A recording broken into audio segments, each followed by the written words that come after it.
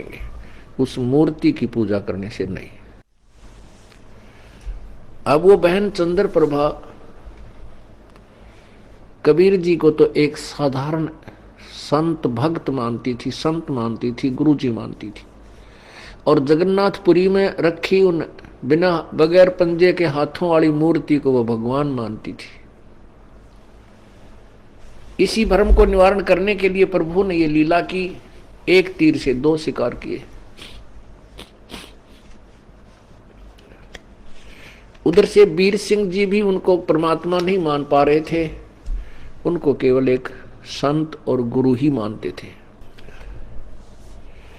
परमात्मा कहते हैं कि गुरु मानुष कर जानते ते नर कहिए अंध, होवे दुखी संसार में आगा यम के फंद।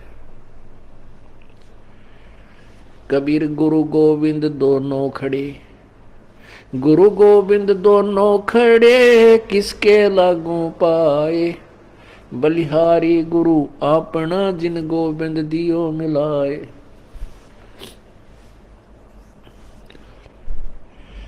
कबीर हरि के रूठता गुरु की शरण में जावे, कहें कबीर गुरु रूठ गए तो हरि ना होत सहाय। पुण्यात्मा, हमने परमात्मा गुरु जी को परमात्मा मानना पड़ेगा।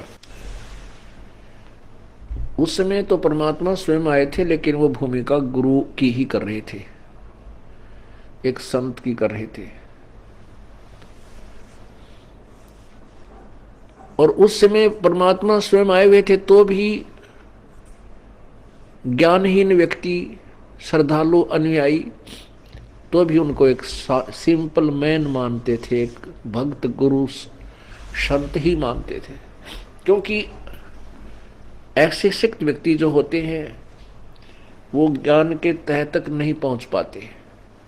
कितनी बार समझा लिया प्रभु ने, लेकिन एक वो अक्षर ज्ञान युक्त अज्ञानी संस्कृत भाषा बोल के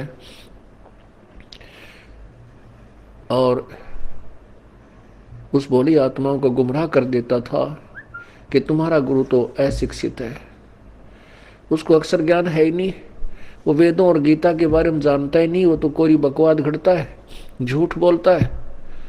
तो हम वो अनुयायी जो प्रभु के थे वो विचलित हो जाते थे और वो मान लेते थे उस अज्ञानी अक्षर ज्ञान युक्त प्राणी की इन बातों को कि सचमुच हमारे गुरु जी तो अशिक्षित हैं, इसलिए ये वेदों और गीता को तो नहीं जान सकते। और वेदों और गीता जी के बारे में तो ब्राह्मण लोग ही सही बता